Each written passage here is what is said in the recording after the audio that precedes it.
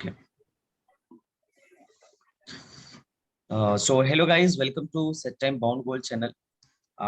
मैं हूं आपका भाई संदीप और CUET की प्रिपरेशन, CUET का क्रैश कोर्स हमने स्टार्ट कर दिया है, जो कि almost free of cost, almost क्या 100% फ्री ऑफ कॉस्ट है, जिसमें मैं आपको अभी फिजिक्स पढ़ा रहा हूँ। फिजिक्स की क्लासेस स्टार्ट हो गई हैं, बाद में मैथ्स भी चलेंगी। इसके लिए आप मुझे अनअकैडमी पे फॉलो करके वहाँ पे नोटिफिकेशन ऑन कर सकते हैं, ताकि आप डेली मेरे लाइव क्लासेस को अटेंड कर पाए, and that will be much beneficial for you. क्योंकि इसके साथ साथ फ्री लाइव क्लास के साथ साथ मैं आपको प्रोवाइड करा रहा हूँ टेस्ट सीरीज, जो कि एब्सोल्युटली फ्री है, और आप उसे दीजिए, अपनी रैंक जानिए और अपनी प्रिपरेशन को चेक करिए। दिस इज बिग थिंग कि आपकी प्रिपरेशन कैसी है, सही डायरेक्शन में है या नहीं है, क्या पढ़ना है क्या नहीं पढ़ना है। इसके लिए आपके पास एक मेंटोर होना चाहिए जो आपको गाइड करे, and here I will guide you totally free of cost. So you should join me on Unacademy, and you should subscribe this channel, because this is यहाँ पे आपको सारी इंफॉर्मेशन एक साथ मिल जाएगी. ओके, तो चलें स्टार्ट करते हैं. जो लोग नए हैं उनके लिए फिर से जस्ट मेरा थोड़ा सा introduction. It's my small introduction for new students. I am Sandeep Biswakarma, pursuing BTech from Aligarh Muslim University. I have qualified GATE, JEE, BHU, BSc, Triple MUT, etc. All these examination with a good rank. I am also from a central university, and I am an educator on an academy and director at Set Time Bound Goal channel. और अगर आपको कभी भी Unacademy से कुछ भी subscription लेना हो, तो you can use my code Sandeep 2022. You can use this code. अभी 20% का ऑफ चल रहा है, वहां पे आपको मिल जाएगा. ओके, सो चलिए स्टार्ट करते हैं. एक्चुअली सीयूईटी की तैयारी करने से पहले हमें ये समझना जरूरी है कि उसके सिलेबस में क्या है. तो उसके सिलेबस में सिर्फ और सिर्फ 12th का सिलेबस. अब 12th का जो सिलेबस है उसमें से भी कुछ चीजें नहीं हुई है. तो पहला अपना जो यूनिट है दैट इज इलेक्ट्रोस्टैटिक्स. अब this is our first unit, electrostatics. यहाँ पे हम सीखेंगे इलेक्ट्रोस्टैटिक्स. 4 से 5 लेक्चर ज्यादा से ज्यादा लगेगा, इसमें इलेक्ट्रोस्टैटिक्स अपना खत्म हो जाएगा. और मैं जितना पढ़ाऊंगा that will be sufficient for you. CUET में उधर से ही आना है, कोई बहुत बड़ा तोप सवाल नहीं बनेगा. लेकिन ये है कि नंबर ऑफ कैंडिडेट्स ज्यादा हैं इधर, तो फिर क्या है कि हमें थोड़ा सा ज्यादा मेहनत करना पड़ेगा. ओके, क्योंकि हमें चाहिए एक बढ़िया राय. आपके एग्जाम में टोटल 50 क्वेश्चंस होंगे, जिसमें से 40 क्वेश्चन आपको अटेम्प्ट करने हैं 45 मिनट्स में.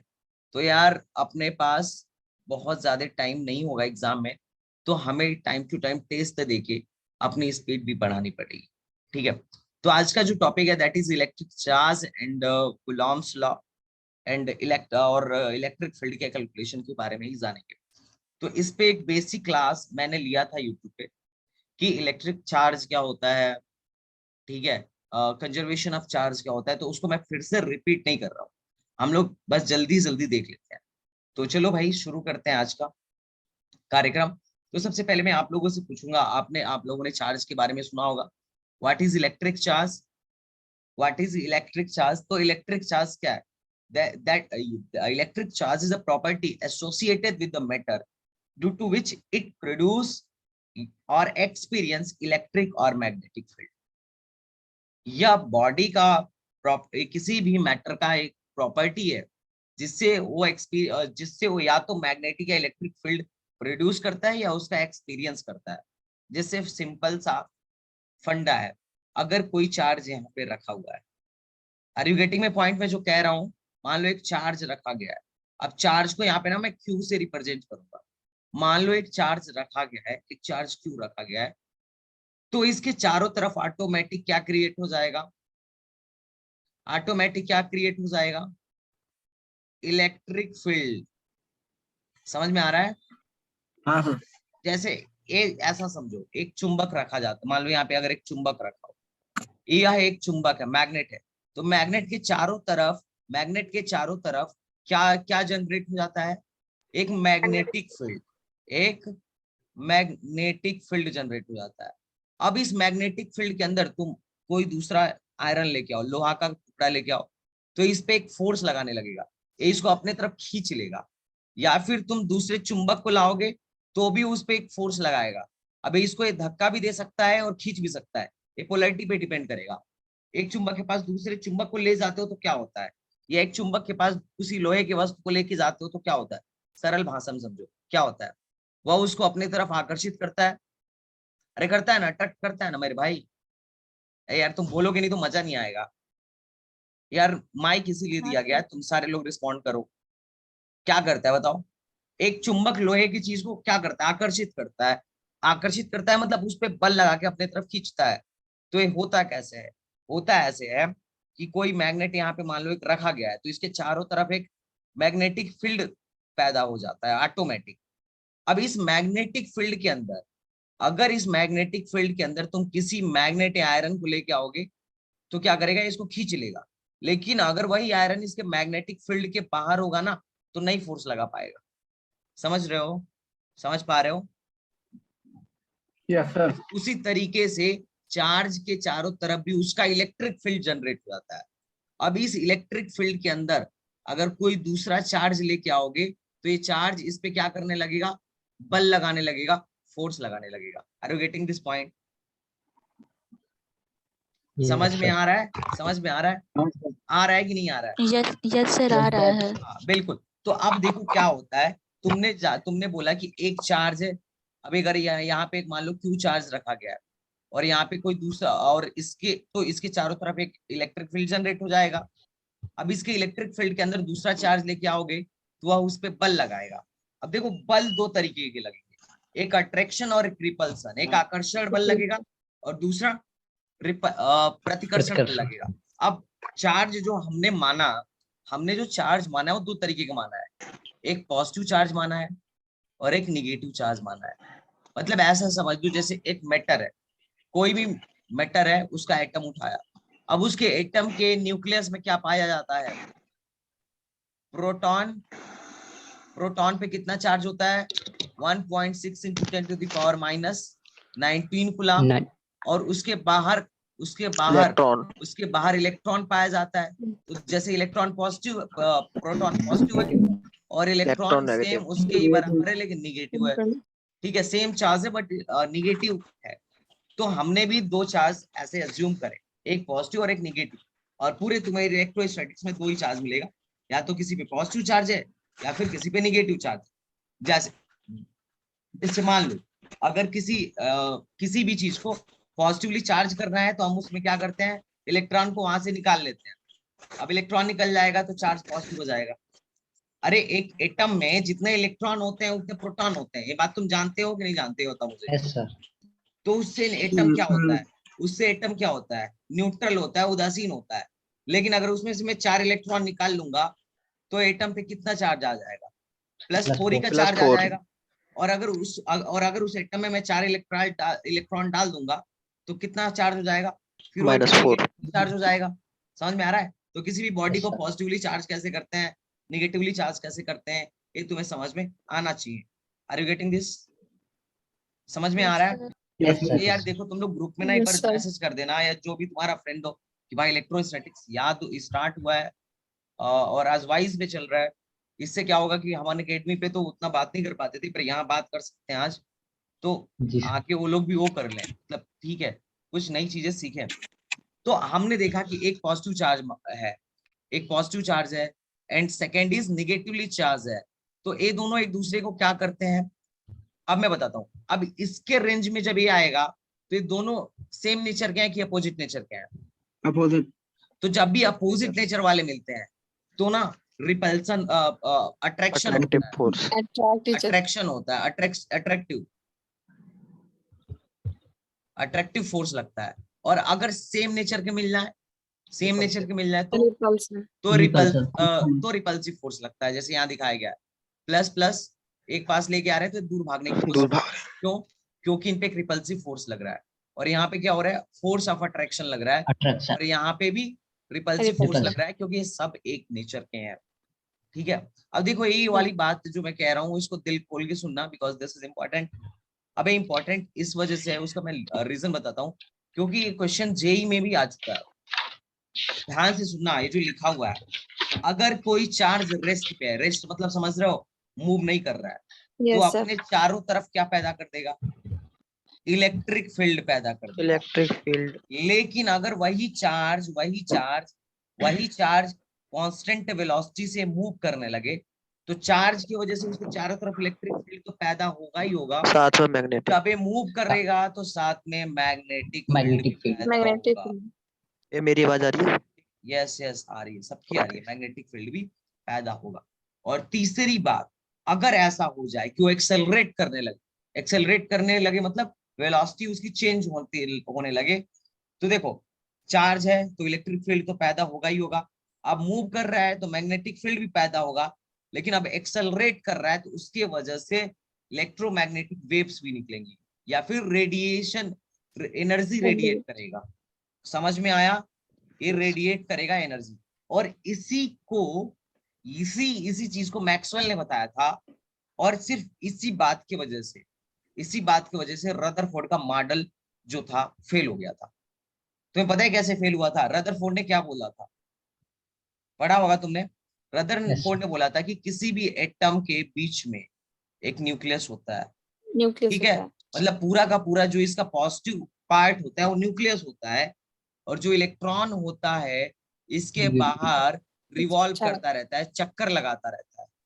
तो मैक्सवेल ने बोला कि अच्छा भाई, बात तो तुम सही कहे कि इलेक्ट्रॉन क्या कर रहा है, सर्कुलर पाथ पे इलेक्ट्रॉन क्या कर रहा है, चक्कर लगा रहा है न्यूक्लियस के बाहर।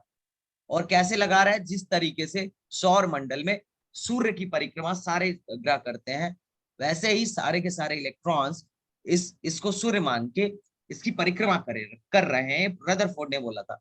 तो मैक्सवेल अपनी थ्योरी लेके आए, उन्होंने बोला कि अच्छा बेटा ये बताओ, अगर कोई भी चार्ज पार्टिकल एक्सेलरेट करेगा तो क्या करेगा, एनर्जी रेडिएट करेगा।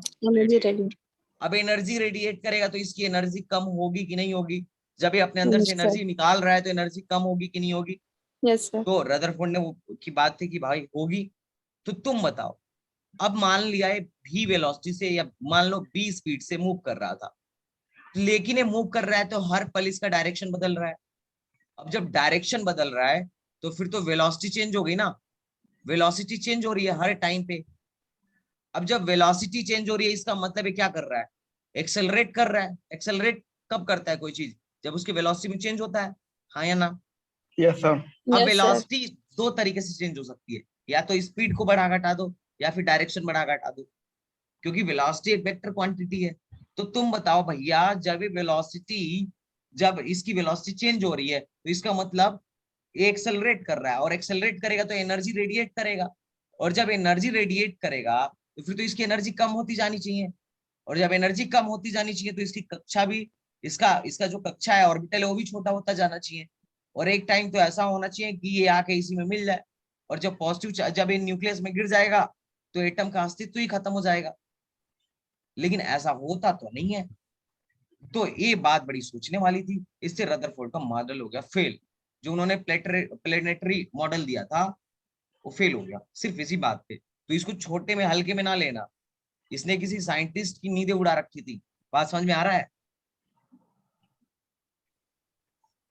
अरे बोलो यार, मैं ठीक नहीं पढ़ा रहा क्या? All of you are not responding. चलो चलो, अभी तो थोड़ा सा बोरिंग पार्ट है, लेकिन अभी मजा आएगा। अब देखो, तुमने बोला कि भैया एक चार्ज यहाँ रखा गया है Q1, इसके फील्ड के अंदर कोई दूसरा चार्ज लाऊंगा तो उस पर क्या लगेगा, उस पर क्या लगेगा, फोर्स लगेगा। तो फोर्स कितना लगेगा और किधर को लगेगा? फोर्स कैसी क्वांटिटी है, वेक्टर की स्केलर? बोल भाई, वेक्टर है, तो इसका डायरेक्शन भी तो होगा ना। तो भाई अब हमें कैलकुलेट करना है कि अगर इसके पास इसको लेके आएंगे तो कितना फोर्स लगेगा और किधर को लगेगा। तो फोर्स कितना लगेगा उसको बताया था कुलाम ने। तो अब हम पढ़ रहे हैं कुलाम का नियम। एक चीज, ये हर चीज एक दूसरे से इंटरलिंक है, समझते चलो। इसने बोला कि अगर किसी इलेक्ट्रिक चार्ज के पास दूसरे चार्ज को तुम लेके आओगे तो इसमें एक फोर्स लगने लगेगा। अब जो फोर्स लगेगा वो इस बात पे डिपेंड करेगा कि कितना बड़ा चार्ज है, बड़ा चार्ज बड़ा फोर्स। वह इस बात पे डिपेंड, उस बात पे भी डिपेंड करेगा कि दूसरा वाला भी कितना बड़ा है, और वह इस बात पे भी डिपेंड करेगा कि कितनी दूरी पे रखा गया है। तो देखो, बड़ा फोर्स, बड़ा बड़ा चार्ज, दो चार्ज बड़े बड़े हैं तो ये दोनों एक दूसरे को ज्यादा फोर्स अट्रैक्ट करेंगे, तो इसीलिए प्रपोर्शनल का चिन्ह लगाया। लेकिन दूर रखोगे तो फोर्स ज्यादा लगेगा, कम लगेगा। कम लगेगा। तो इसका कम लगे- मतलब है डिस्टेंस के इनवर्सली प्रोपोर्शनल है। तो ये बताए कूलम्ब। इन तीनों को अगर हम मिलाएं तो मैं देखूंगा कि फोर्स प्रोपोर्शनल होगा Q1 के, Q2 के और R स्क्वायर। अब जब भी फिजिक्स का नियम है कि जब भी कोई चीज किसी के प्रोपोर्शनल है, तो अगर प्रोपोर्शनलिटी कांस्टेंट हटाओगे तो प्रोपोर्शनलिटी चिन्ह हटाओगे तो वहां पे कांस्टेंट लगाना पड़ेगा और इसे एक्सपेरिमेंटली लेके आना पड़ता है। तो यहाँ पे मैं प्रोपोर्शनलिटी, कूलम्ब ने प्रोपोर्शनल का चिन्ह हटाया तो एक एक्सपेरिमेंट से कांस्टेंट दिया जिसका नाम पड़ा के। तो फार्मूला क्या बना, के Q1 Q2 by R square. Force को मापते किस में है, न्यूटन। न्यूटन में। तो न्यूटन। इसका यूनिट पड़ गया न्यूटन। अब एक्सपेरिमेंटली कूलम्ब ने बताया कि जो के होता है वो होता है 1/4 पाई एप्सिलॉन नॉट और इसकी जो वैल्यू होती है वो होती है 9 × 10⁻⁹। 10⁻⁹ are you getting this point? अब कई बार एग्जाम में तुमसे पूछेगा कि एप्सिलॉन का तुम मुझे यूनिट बता दो, या फिर एग्जाम में कई बार पूछा है कि एप्सिलॉन का डायमेंशन बता दो। तो ये तुम निकाल लोगे जहां तक मेरा आइडिया कि तुम अगर किसी को यूनिट और डायमेंशन नहीं निकालने आता होगा तो बोलना, मैं एक यूट्यूब पे वीडियो बनाया था तो तुम्हें सेंड कर दूंगा, तुम और देख लोगे अच्छे से। मैं पीछे नहीं जा रहा क्योंकि अपने पास टाइम कम है, लेकिन जितना जरूरत है हम करेंगे। Are you getting my point? Yes sir. चलो, ये बात तुम्हें समझ में आया। अब दूसरी बात ये हुआ कि भाई साहब, लोगों ने बोला कूलम्ब साहब से कि कूलम्ब साहब आपने ये तो बता दिया कि कितना फोर्स लगेगा, लेकिन फोर्स किधर को लगेगा ये तो आपने बताया ही नहीं। तो कूलम्ब ने बोला, देखो बच्चा, फोर्स उधर लगेगा जिधर इन दोनों, मतलब फोर्स लाइन के अलॉन्ग लगेगा, इन दोनों को मिलाने वाली लाइन के अलॉन्ग फोर्स लगेगा। या तो फोर्स रिपल्सिव होगा और या तो फोर्स अट्रैक्टिव होगा। मान लो अगर ये दोनों प्लस प्लस चार्ज होते हैं तो इस ये वाला इस पे किधर को फोर्स लगाता, इधर। किसका माइक है भाई? भाई प्लीज माइक ऑफ कर लो, जिसके माइक से नॉइज आ रही है।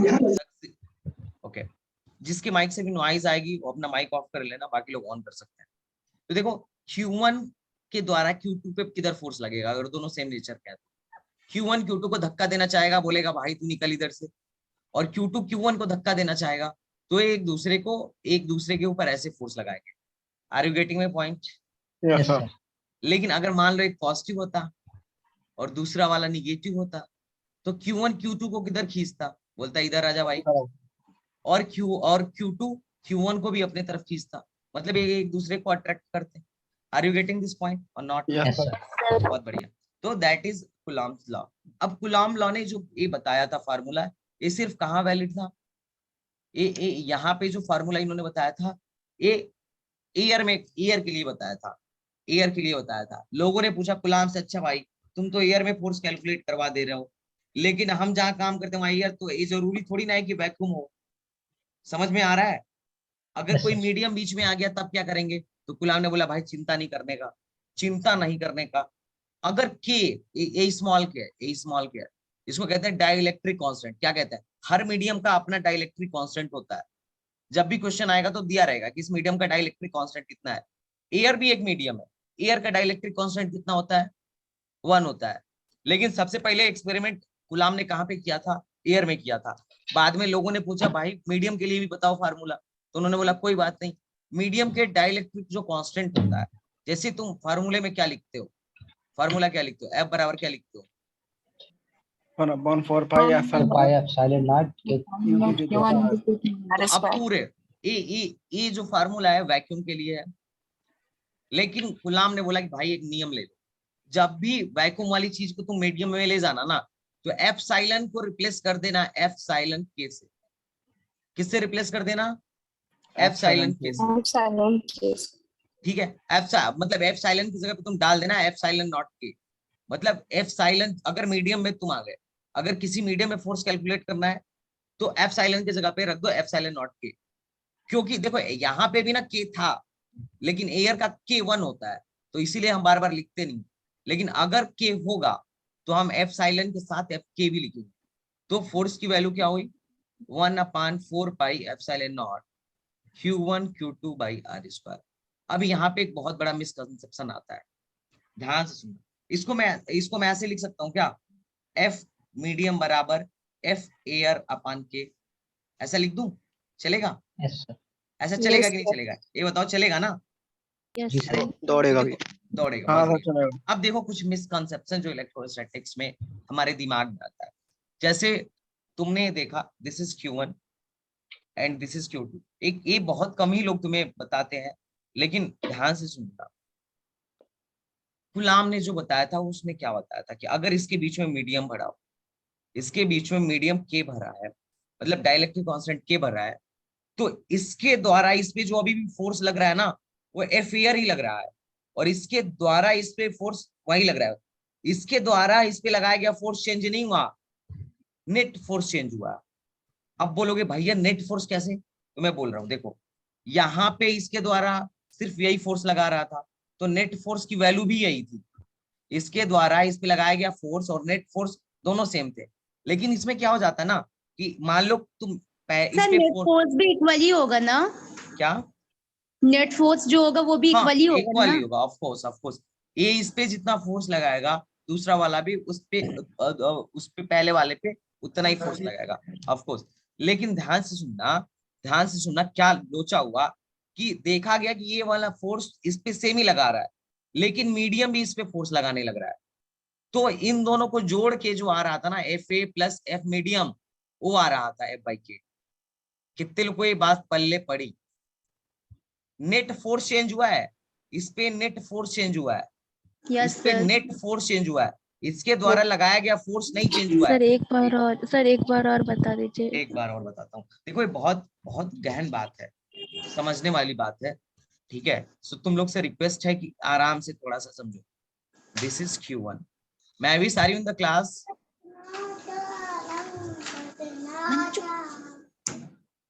This is Q1 and this is Q2, और ये दोनों एक मीडियम के में रखा है। तो तुमने कूलाम के फार्मूला से क्या याद किया है कि नेट फोर्स ऑन Q1 क्या होगा, तुम खुद से बताओ। नेट फोर्स ऑन Q1 क्या होगा? एफ एयर में जो लग रहा था अपान के, यही ना? अरे यही फार्मूला था ना मीडियम के लिए, 1/4 पाई एप्सिलॉन नॉट के into Q1 Q2 by R square, हाँ या ना? यस Yes, यही सर। था ना, यही था ना। लेकिन ये Yes, नेट sir. फोर्स था, Q1 पे नेट फोर्स था। अगर तुमसे क्वेश्चन में पूछता है कि force applied by Q1 applied by Q2 on Q1 क्या होगा, क्या होगा? तो ये कितना होगा, कितना होगा? ये सिर्फ 1/4 pi epsilon not Q1 Q2 by R होगा, ये चेंज नहीं होगा। नेट फोर्स बस चेंज होता है, इसके द्वारा इस पे लगाया गया फोर्स अभी भी वही होता है। Are you getting my point? Yes sir. इसमें जो जो असली में काम होता है वो मैं बता रहा हूँ क्या होता है। सर मैग्नीट्यूड भी सेम होगा फिर? Of course magnitude he same होगा बच्चा, मैग्नीट्यूड और डायरेक्शन दोनों सेम होगा। ये है Q1 और Q2। इसमें देखो कांड क्या हो जाता है, कांड हो जाता है कि मीडियम पोलराइज हो जाता है, तो Q1 पे दो फोर्स लगने लगता है। एक तो Q2 के द्वारा फोर्स लगता है जो एफ एयर में लग रहा था उसके बराबर है, प्लस एक मीडियम के द्वारा भी फोर्स लगता है। इन दोनों को जोड़ के एफ नेट आता है, और एफ नेट की वैल्यू जो थी 1/4 पाई एप्सिलॉन नॉट इंटू के Q1 Q2 by R square. ये कितने लोग को समझ में आया? अगर और आर यू गेटिंग ना? तो कई बार क्वेश्चन में तुमसे पूछता है कि मीडियम ने कितना फोर्स लगाया, तो यहाँ से बताओ मीडियम कितना फोर्स लगाया है। मीडियम फोर्स लगाया है 1/4 पाई एप्सिलॉन नॉट के Q1 Q2 upon are square. इसको इधर लेके आओ, माइनस एफ ए, और एफ ए की वैल्यू कितनी होती है, एयर में फोर्स की वैल्यू कितनी होती है? 1/4 pi epsilon not Q1 Q2 by R square. कितने लोग को क्लियर हो गया? हाँ, कि अब मुझे फील हो गया आप कहना क्या चाहते थे। यस सर, क्लियर हो गया। IIT में सवाल पूछा था कि इसके द्वारा इस पे लगाया गया कितना फोर्स होगा, तो सबने यही फोर्स, यही आंसर मारा था, क्योंकि सबने यही पढ़ा है ना कि मीडियम में फोर्स चेंज हो जाता है और इतना हो जाता है। लेकिन ये नेट फोर्स की वैल्यू है, इसके द्वारा इस पे लगाया गया फोर्स अभी भी सेम है। नहीं समझ में आया? पहला मिसकंसेप्शन दूर हुआ गुलाम लॉ में, Yes, sir. ठीक है। Yes, sir. अब दूसरा जो इम्पोर्टेंट टॉपिक, इम्पोर्टेंट बात है वो ये है कि तुम बताना, देखो ध्यान से सुनना। एक होता है पॉइंट चार्ज, एक होता है पॉइंट चार्ज। तो पॉइंट चार्ज किसे कहते हैं बताओ?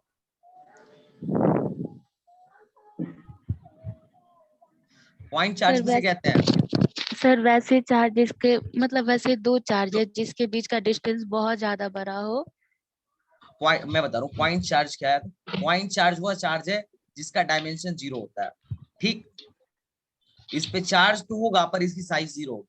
और सर मैं दूसरी बात, बताऊं? और दूसरी बात चार्ज बॉडी क्या होता है, हाँ बताओ। Sir, a point charge is a hypothetical charge located at a single point in space. Okay good.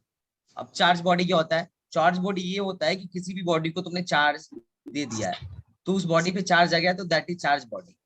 अब एक बार क्वेश्चन जो आया था, ठीक है, मतलब शायद एम्स में था, और ऐसे क्वेश्चन तुम्हारे एग्जाम में आ भी सकता है। पहला क्वेश्चन ये था कि यह एक न्यूट्रल चार्ज है।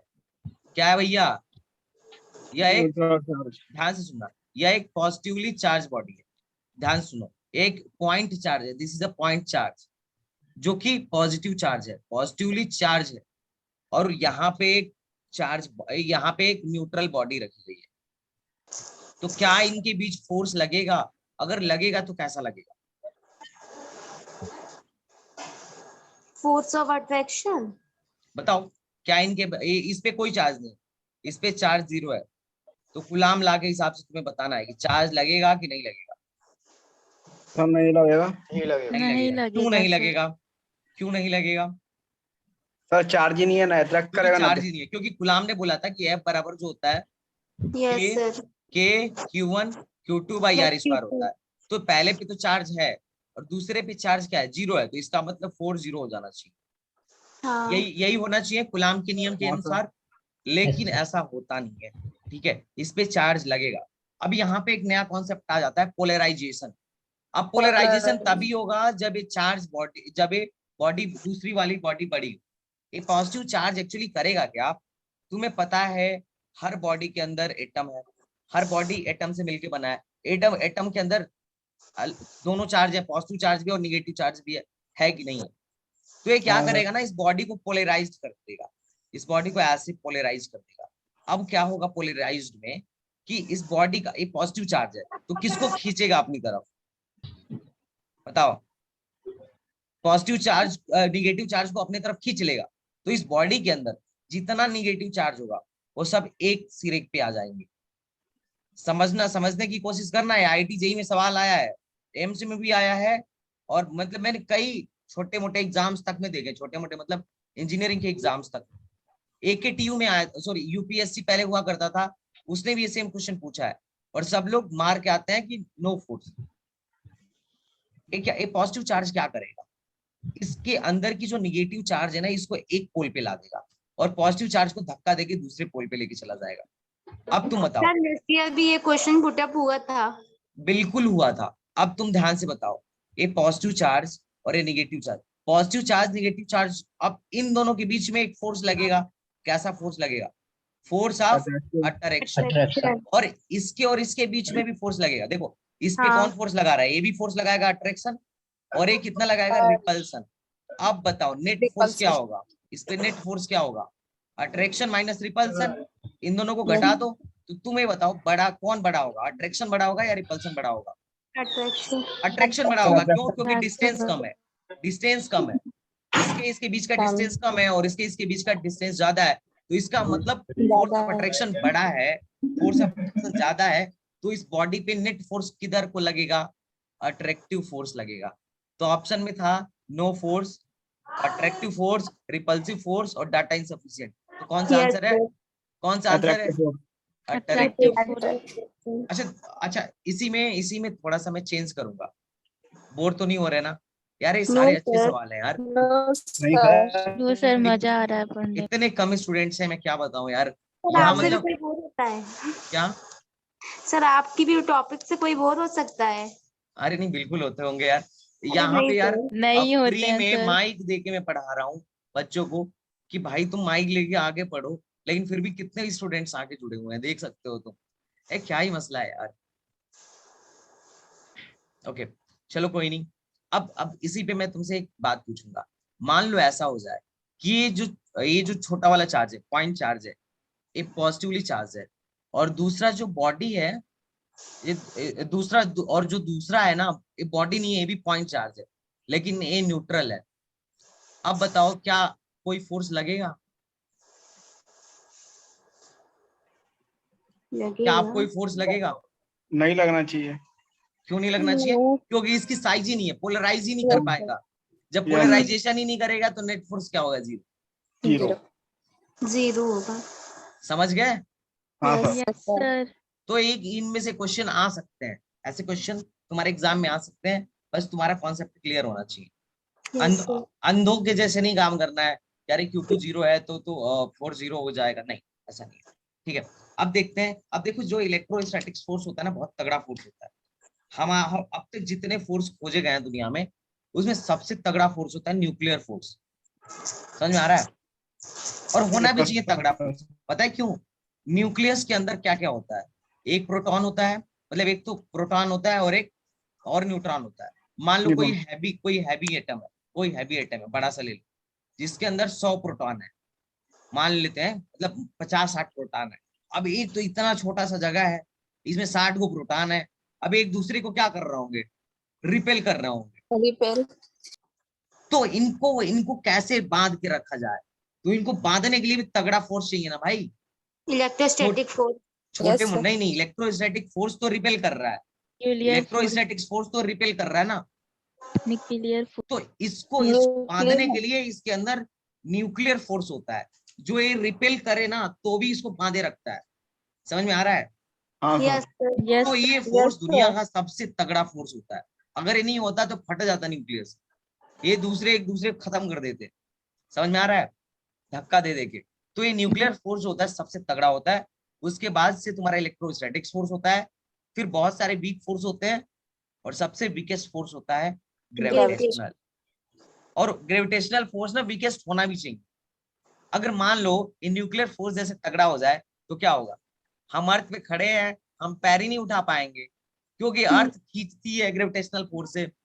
अब अगर ये ज्यादा होगा तो हम कुछ कर ही नहीं पाएंगे, कोई चीज ही नहीं उठेगी, हम लोग चिपके रहेंगे इसी से। समझ में आ रहा है? तो ग्रेविटेशनल फोर्स को बहुत लो होना ही चाहिए था। तभी तो प्रकृति का सामंजस्य बना है।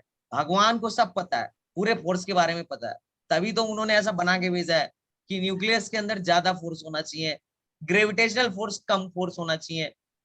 समझ में आ रहा है? Yes sir. बनाने वाला Yes, बहुत बड़ा इंजीनियर है वो सब कुछ है। चलो अब देखते हैं vector form of Coulomb's law. तुमने क्या देखा? डायरेक्शन निकाल, तुमने मैग्नीट्यूड निकालना सीख लिया। कूलॉम ने मैग्नीट्यूड निकालना सिखा दिया। क्या फार्मूला दिया? बोला कि के Q1 Q2 by R square लगा देना। लेकिन कूलॉम से पूछा गया कि अच्छा भाई कैसे डायरेक्शन फाइंड करेंगे? तो बोला मेरा वेक्टर फॉर्म लगाओ। अब वेक्टर फॉर्म क्या कहता है? मान लो दिस इज Q1 और दिस इज Q2। ठीक, are you getting my point? Yes yes sir. इसके द्वारा इसके फोर्स। यस बताओ। मैं पे जाऊंगा। हु इज दिस यार भाई? Hello sir. जो लोग पढ़ नहीं रहे हैं प्लीज माइक ऑफ कर लें, या फिर सेशन में रहने का ही क्या मतलब? अगर आप लोग पढ़ नहीं रहे तो जो लोग पढ़ रहे हैं बस वही लोग माइक ऑफ ऑन रखें। नॉइज बिल्कुल भी नहीं आना चाहिए। ठीक है, अब ध्यान से सुनना। एक Q1 Q2 पे फोर्स लगा रहा है, दोनों पॉजिटिवली चार्ज है, तो Q1 Q2 पे किधर को फोर्स लगाएगा? इधर को फोर्स लगाएगा, इधर को फोर्स लगाएगा ना। Yes sir. तो Yes, sir. पूछा गया कि भाई इसको वेक्टर फॉर्म में कैसे लिखे हैं कूलॉम से। कूलॉम ने बोला कोई बात नहीं, लिखो F21 फोर्स लगाया गया दूसरे पर, कौन लगाया? पहले ने। तो डायरेक्शन किधर आएगा? K Q1 Q2 by R square, magnitude of R square तक कर दो, और उसके बाद ये जो इसका मतलब यूनिट वेक्टर ले लेना, R21 का यूनिट वेक्टर ले लेना। समझ में आ रहा है? Yes sir. समझ में आ रहा है? समझ में आ रहा है? ये यस इसके सर आ रहा है। और गुलाम ने भी बोला कि बेटा जो इसमें Q1 और Q2 जो रखना, साइन के साथ रखना है। किसके साथ रखना? साइन के साथ रखना। तो यहां से हम लोग दो चीज निकालेंगे। अगर कभी जीवन में वेक्टर फॉर्म यूज किया तो इसे वेक्टर फॉर्म मैग्नीट्यूड और डायरेक्शन दोनों हमें एक साथ दे देता है, तो उसमें Q1 और Q2 साइन के साथ लिखना होगा। और अगर हमने नॉर्मल फॉर्म यूज किया तो हम पहले फोर्स निकालेंगे के Q1 Q2 by R square, और फिर डायरेक्शन अलग से निकालेंगे। तो इसमें Q1 Q2 direct positive negative के साथ नहीं रखना है, साइन के साथ नहीं रखना है, सिर्फ प्लस रखना है। दो मेथड है, या तो वेक्टर फॉर्म यूज करो या तो नॉर्मल फॉर्म यूज करो। नॉर्मल फॉर्म में डायरेक्शन अलग से निकालना पड़ेगा, मैग्नीट्यूड अलग से निकालना पड़ेगा। वेक्टर फॉर्म में मैग्नीट्यूड और डायरेक्शन दोनों एक साथ दे देगा। ठीक है, this is Q1, this is Q2। अगर मैं बोलूं Q2 के द्वारा Q1 पे लगाया गया फोर्स, तो कैसे लिखोगे वेक्टर फॉर्म में? F12 मतलब दूसरे पहले पे लगाया गया है फोर्स, दूसरे के द्वारा कैसे लिखोगे? बोलोगे K Q1 Q2 और by R R square square और ये R R cap. unit R vector। Cap क्या बता रहा है? यूनिट वेक्टर, इसी डायरेक्शन में। लेकिन किधर डायरेक्शन होगा? जिधर फोर्स लग रहा है, F1 R1। 1 से 2। बस क्या है? टफ चीज है, टफ चीज नहीं है। सर। अरे लिल है, कुछ नहीं है। वेक्टर फॉर्म में एक क्वेश्चन मैं तुम्हें देता हूँ, तुम ना इसका आंसर बताना, मुझे इसका आंसर बिल्कुल बताना, ठीक है? This is your origin. R cap निकालने तो आता है ना? आर कैप क्या होता है? Vector R upon modulus of R. Mode of R. किसी भी चीज का यूनिट वेक्टर निकालने के लिए क्या करते हैं? उसके मॉडुलस से डिवाइड कर देते हैं, बात खत्म। अब मान लो यहाँ पे कि 1 माइक्रोकुलाम का चार्ज है, ठीक? समझ में आ रहा है? या 1 कुलाम ले लो। यहाँ पे Q1 चार्ज है 1 कुलाम का, और यहाँ पे जो Q2 चार्ज है वो मान लो 5 कुलाम का है, 5 कुलाम का, ठीक है? 25 कुलाम रख देते हैं यहां से। और इस पॉइंट का जो पोजीशन वेक्टर है दैट इज 1 2 0, और इस पॉइंट का जो पोजीशन वेक्टर है 2 4 3।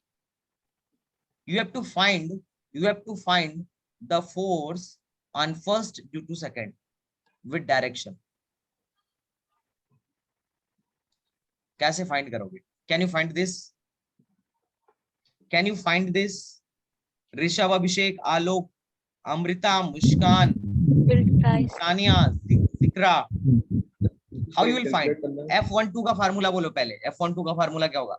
फोर्स लगाया गया पहले पे दूसरे के द्वारा, वो होगा K Q1 Q1 by R square और वेक्टर R क्या? हमें K Q1 Q2 पता है, बस R नहीं पता है। R कैसे पता करेंगे? इन दोनों को मिला दो। वेक्टर क्या कहता है? इन दोनों को क्या करो? मिला दो। यही इन्हीं की बीच की दूरी तो R है। अब R कैसे पता करोगे?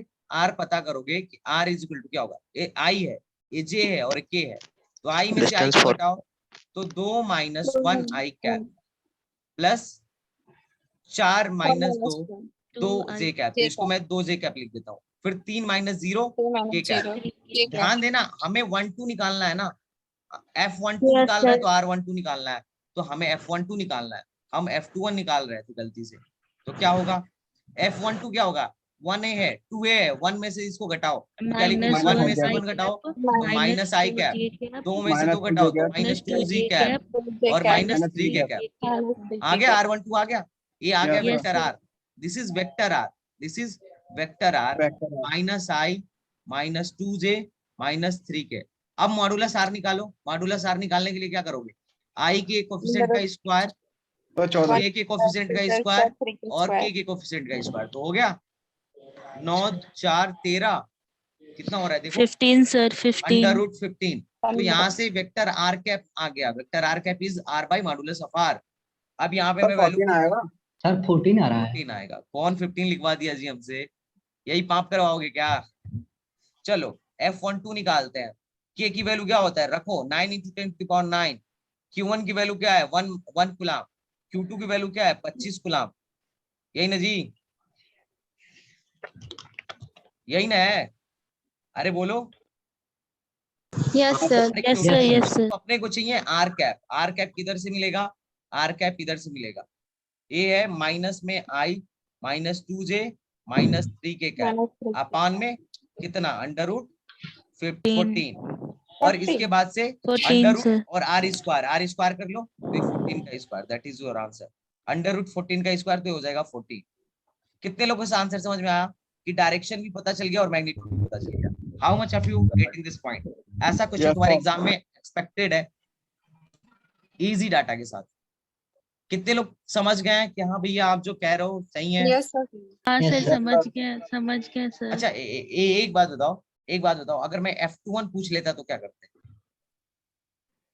तो ये पहले कर रहे थे 2 में से 2I F1 कर दूंगा तो I कैप F1 क्या?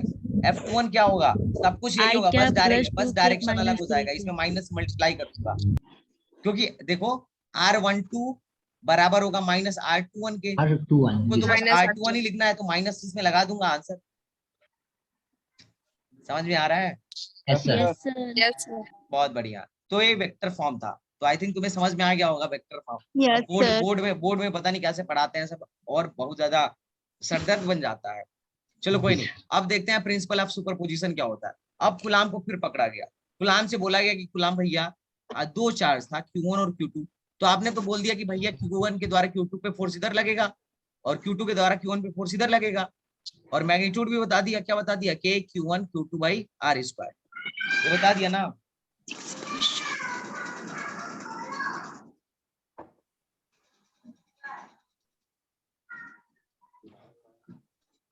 अरे बोलो भाई, हाँ ना बोल। Yes, sir. गुलाम ने ये बात तो बता दिया, लेकिन उससे पूछा गया कि अच्छा गुलाम भैया एक बात बताओ, मान लो इस एक चार्ज यहाँ है और उसके आसपास बहुत सारे चार्ज हो, तब नेट फोर्स कैसे निकाला जाएगा। गुलाम ने सोचा थोड़ी देर कि भाई बात तो सही है, बात तो तुम्हारी सही है कि अगर मान लो कोई एक चार्ज है यहाँ पे, कोई एक चार्ज कैपिटल Q है और उसके आसपास बहुत सारे चार्जेस, तो Q1 Q2 Q3 Q4 बहुत सारे चार्जेस, तो कैसे मैं इस पे नेट फोर्स निकालूंगा। अब गुलाम ने पहले सोचा कि अच्छा क्या करना चाहिए, तो गुलाम ने बोला भाई क्या करो, पहले इसके द्वारा इस पे फोर्स निकालो, मान लो ये F1 आ रहा है, और इसके द्वारा इस पे फोर्स निकालो, मान लो F2 आ रहा है, और इसके द्वारा इस पे फोर्स निकालो, मान लिया F3 आ रहा है इधर की डायरेक्शन में, और इसके द्वारा इस पे कहीं इधर F4 आ रहा है। इतने फोर्स आ रहे हैं, और F नेट अगर तुमको निकालना है तो क्या करो कि सबको जोड़ दो, वेक्टर सम लेना, वेक्टर सम लेना, डायरेक्ट नहीं जोड़ना है, ध्यान देना, वेक्टर सम लेना है। एक गुलाम ने आइडिया दिया, तो लोगों ने बोला अच्छा भैया, यार लोग गुलाम को पकड़ लिए, बोले कि एक बात बताओ, ये इसको धक्का देगा मैं समझ सकता हूँ, लेकिन इसको तो ये भी धक्का दे रहा है ना, ये भी धक्का दे रहा है, ये भी धक्का दे रहा है, तो क्या इसके फोर्स पे कोई इफेक्ट नहीं पड़ेगा क्या। आप तो बोल रहे हो कि अलग अलग निकाल के जोड़ दो, कहाँ जोड़ दें, इसको ये धक्का दे, Q को Q1 धक्का दे रहा है, लेकिन Q1 को तो Q2 भी धक्का दे रहा है, Q3 भी धक्का दे रहा है, Q4 भी धक्का दे रहा है, तो फिर तो सब गोलमाल हो जा रहा है। एक तुम्हारे दिमाग में आया था कि नहीं, सवाल आना भी चाहिए कि भाई आप इंडिविजुअली सेम ही होता, क्या, सब जब सारा इक्वल होता तो चार्ज भी सेम ही होता ना। नहीं अगर इक्वल हो या ना हो उससे नहीं मतलब है, मामला ये है कि तुम बताओ, तुम बोल रहे हो कि ये इसका आप क्या करिए कि एक फोर्स निकाल लीजिए, जैसे गुलाम ने बोला था, देखो गुलाम ने मतलब मेरी भाषा समझो, एक Q1 था, गुलाम से बोला गया कि इस पे कितना नेट फोर्स लगेगा, बताओ भाई, तो तुम बताओ, तुम मेरी बात बताओ, इस पे नेट फोर्स निकालने के लिए गुलाम कह रहा है कि जब इसका फोर्स निकालो तो इनको भूल जाओ, तब इसके द्वारा इस पे लगाया गया फोर्स F1 आया, और जब इसके द्वारा इस पे फोर्स निकाल रहे हो F2, तो बाकी तीन को भूल जाओ। तो लोग ने बोला भाई काहे भूल जाए, असली में तो ये भी यहाँ प्रेजेंट है, और रियल लाइफ में तो ये फोर्स लगाएंगे इस पे, Q2 Q1 को ढकेलेगा, लेकिन आप तो कह रहे हो कि जब इसके द्वारा इस पे फोर्स लगा रहे हो तो भूल जाओ। तो इस पे एक प्रिंसिपल ऑफ सुपरपोजिशन निकल के आया, बोला ये गया इसमें कि जब Q1 Q पे फोर्स लगा रहा होगा, तो बाकी ये जो तीन है इसके वजह से इसके फोर्स में कोई इफेक्ट नहीं पड़ेगा। समझ में आया प्रिंसिपल ऑफ सुपरपोजिशन क्या है। Yes sir. अगर Q2 Q पे फोर्स लगा रहा है तो बाकी सारे चार्ज की वजह से इसके द्वारा लगाए गए फोर्स पे कोई इफेक्ट नहीं पड़ेगा। ये है principal of superposition.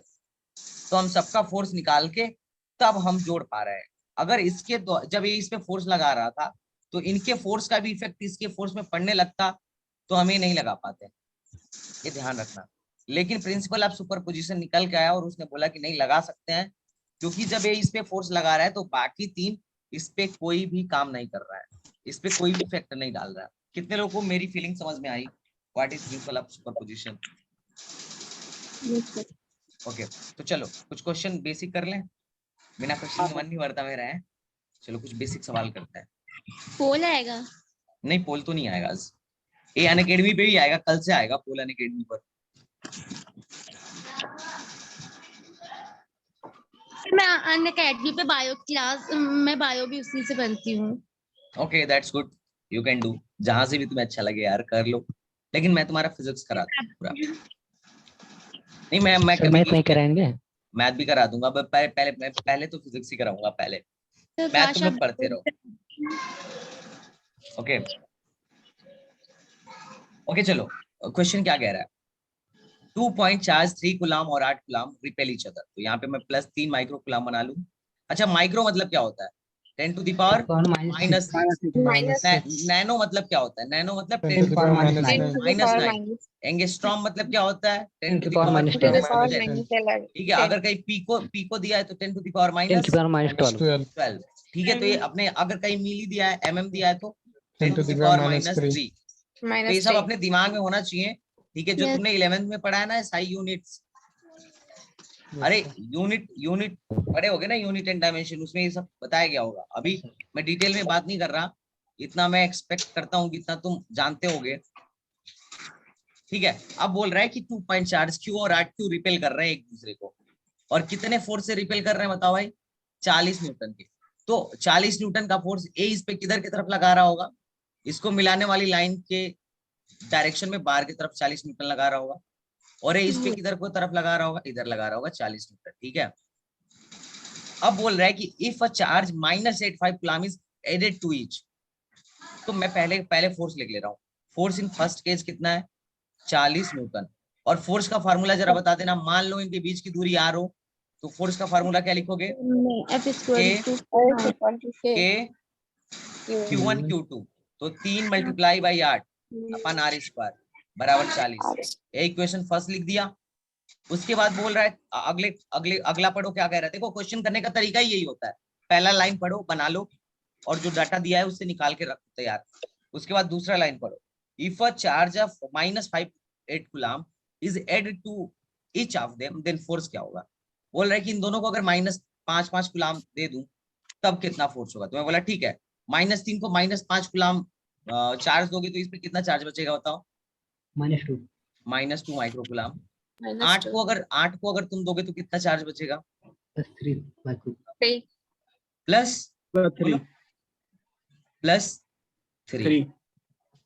Micro coulomb. अब देखो पहली बात, जब ये एक दूसरे को रिपेल कर रहे थे तो फोर्स क्या आ रहा था? पॉजिटिव आ रहा था, 40 आ रहा था। अब एक दूसरे को क्या करेंगे? रिपेल करेंगे कि अट्रैक्ट करेंगे? तो फोर्स पॉजिटिव आएगा कि निगेटिव आएगा? निगेटिव आएगा। तो इसका मतलब पहले तो 2 एक कैंसिल है। अब देखो, अब फोर्स निकालो। अभी भी दूरी आ रहा है, तो मैं अब फोर्स कैलकुलेट करूंगा तो क्या आएगा? K Q की जगह पे 2 3 अपन यहाँ पे -2 लिख लेना। ठीक है, अपन r², दोनों को डिवाइड करो। k r² खत्म, 24 - 6 बराबर 40, -10 यही ना?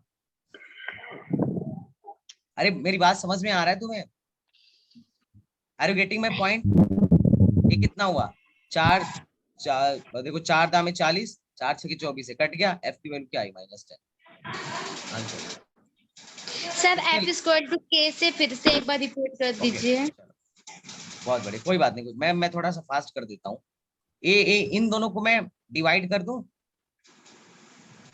तो K और r² कट जाएगा। इधर क्या बचा? 24 बचा। इधर क्या बचा? -6 बचा। इधर क्या बचा? 40 बचा। और इधर क्या बचा? f बचा। यही f तो मुझे कैलकुलेट करना था। अब इसको काटो, f बराबर क्या होगा? -6 मल्टीप्लाई बाई 40 अपन 24। मैं थोड़ा सा कैलकुलेशन फास्ट करता हूँ, तो थोड़ा सा देख लेना यार। नहीं समझ में तो पूछ लेना, मैं बता दूंगा, ऐसा नहीं है। ठीक है, यस सर। ओके, अगला क्वेश्चन यार, अगला question, this is for you. Question पढ़ो, कौन है क्लास में? अभी से एक समझ में आ रहा है तुम्हें? क्लास सही है? दूसरा दिखा दीजिए हमारे भी स्क्रीनशॉट के लिए। अच्छा ये वाला, पीछे वाला? यस सर, पीछे। अरे बड़ी सिंपल सवाल था ये तो, पहला बेसिक सवाल, लुल्ल सवाल, कुछ नहीं इसमें। Yes sir, done. ओके, ये क्या कह रहा है? अरे यार ये तुम लोग की जिम्मेदारी है, बच्चों को, जो भी इंटरेस्टेड बच्चे हैं वो कल से क्लास में आने चाहिए। जो भी इंटरेस्टेड है, जो सच में तैयारी करना चाहते हैं, है ना, मतलब ऐसे को मत पकड़ के लेके आ जाना। मतलब सर क्या? हाँ, अनअकैडमी पे। हाँ हाँ ठीक ठीक है। एक क्वेश्चन क्या कह रहा है? Two charge equal of magnitude and opposite polarity. इसका मतलब मैं अपने मन में मान लिया कि दो चार्ज मानना है जो मैग्नीट्यूड में इक्वल हो, पोलैरिटी में अलग अलग। तो मैं एक को मान लेता हूँ क्यू, तो दूसरे को क्या मानूंगा?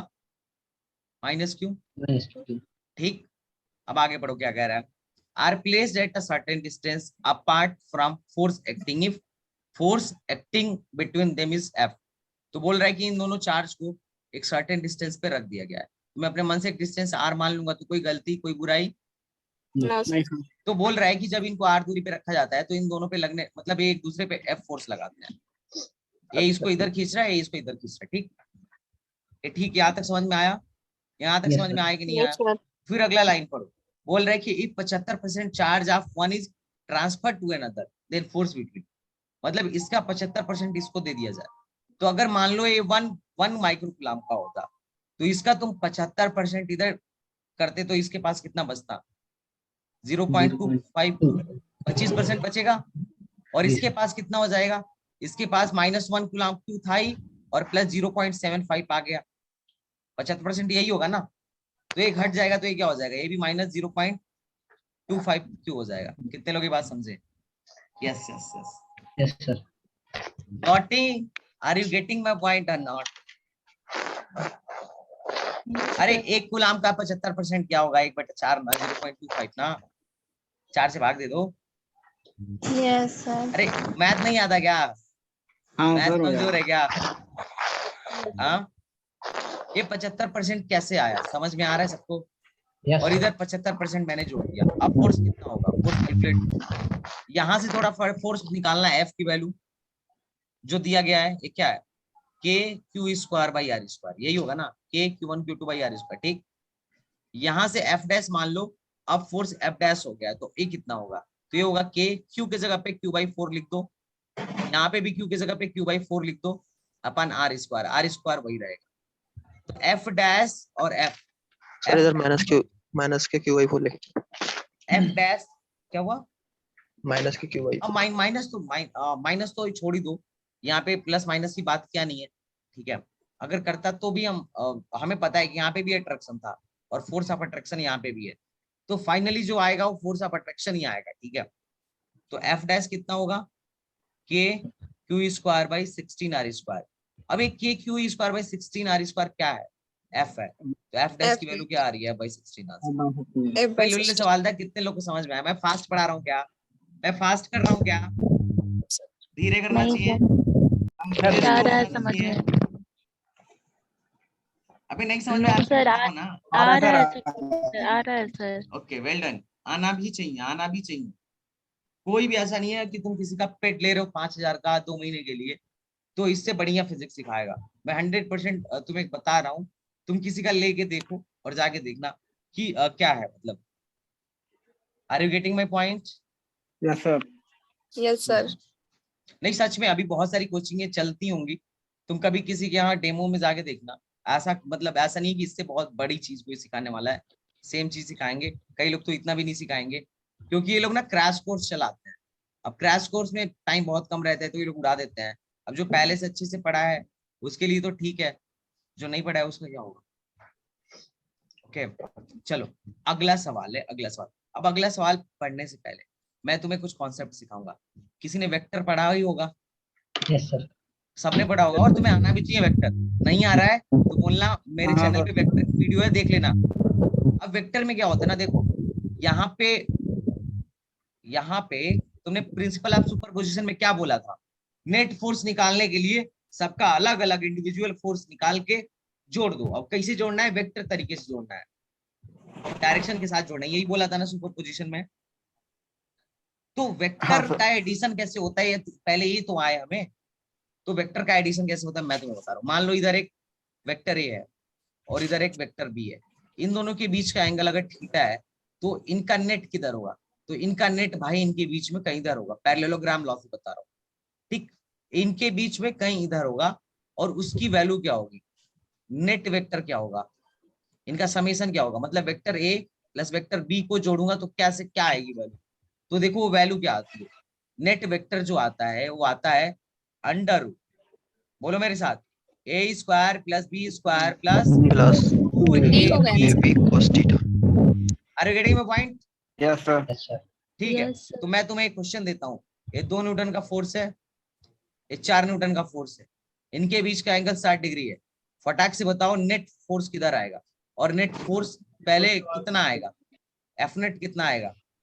इन दोनों को जोड़ो, इन दोनों को जोड़ के बताओ कितना आ रहा है, बोलो कितना आएगा, जल्दी बोलो।